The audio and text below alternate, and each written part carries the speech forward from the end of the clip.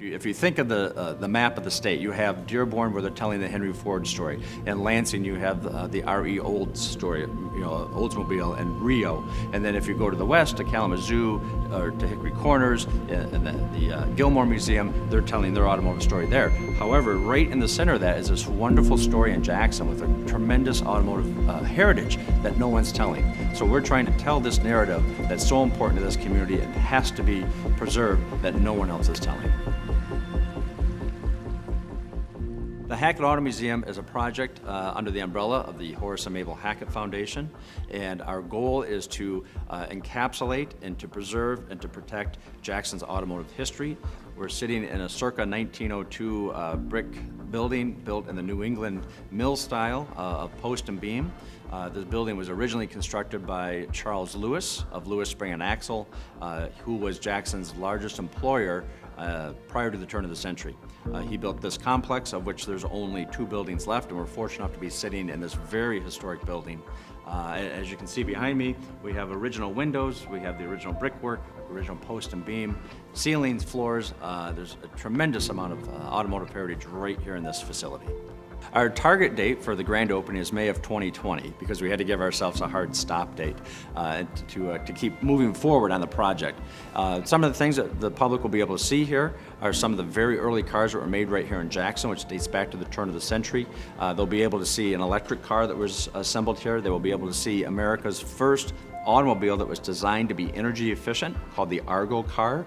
We'll have one of those here on display. We will also have a Briscoe car, which was designed by Benjamin Briscoe and his brother Frank, which coincidentally, Benjamin Briscoe and his brother Frank also fronted the original monies to David Buick to build the first Buick automobiles right here in this building.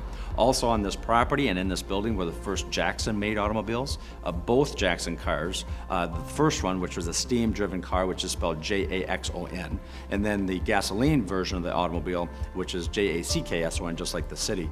So tremendous history here. David Buick, the Briscoe brothers, Mr. Lewis, and by the way, Mr. Lewis went on to build a car called a Hollier car, which is a very rare automobile today. And most of these things are brass era, and the amazing thing is, when the Argo Motor Car Company was here, this man shows up on site. His name is Horace Mansell Hackett, who had created a small fortune based on the Disco Starter Company in Detroit, Michigan.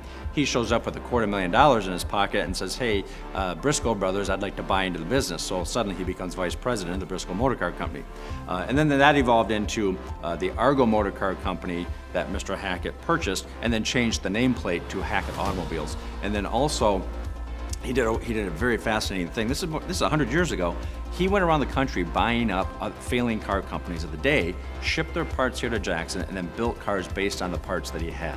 So Hackett Automobiles, of which there were about 410 created, there's none known to exist as of this moment. However, we are desperately seeking to find one. The Hackett Auto Museum has to be built here in Jackson, Michigan, because Jackson is America's original car capital. But there's no one telling this incredible story about Jackson, Michigan, and the men and the women that came together in this community, many of them from Europe, who are first-generation immigrants here in the heart of Michigan, to build better lives for themselves.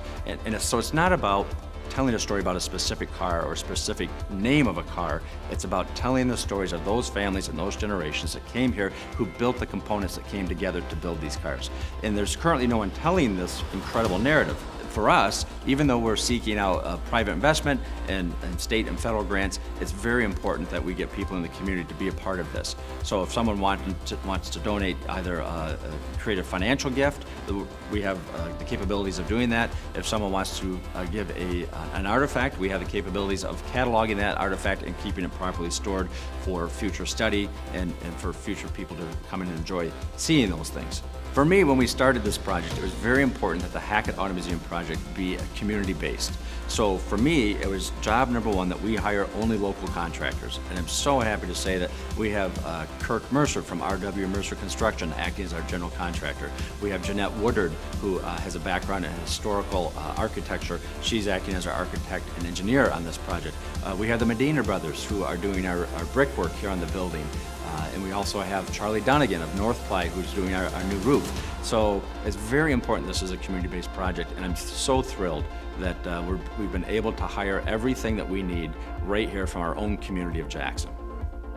Since we announced the Hackett Auto Museum project 2 years ago, we've met with the Chamber of Commerce, we've met with a number of nonprofit organizations here in Jackson, we've met with a number of individuals who all have embraced this project because they understand the importance of the narrative and that we can learn from our history. And I have to tell you that Jackson community has welcomed myself and this project with open arms, and it has been a wonderful project to work on, and I'm very excited for the community because growing up not far from here, I understood the automotive history here. It's not just about Dearborn, it's not just about Lansing, it's not just about Detroit. It's also about the things that came together to build automobiles here in Jackson that have helped propel this community into being an industrial powerhouse. Even today, even though people don't think about it because most of the manufacturing are broken into about 200 to 250 small machine shops around the community, but they're still producing right here in Jackson. As a community, we're putting out parts for high-performance race cars, we're putting out steering wheels for Lexus, which I'll bet you most people don't know, and there's just all these wonderful components being built by the men and women of Jackson that help make the American automotive industry what it is today.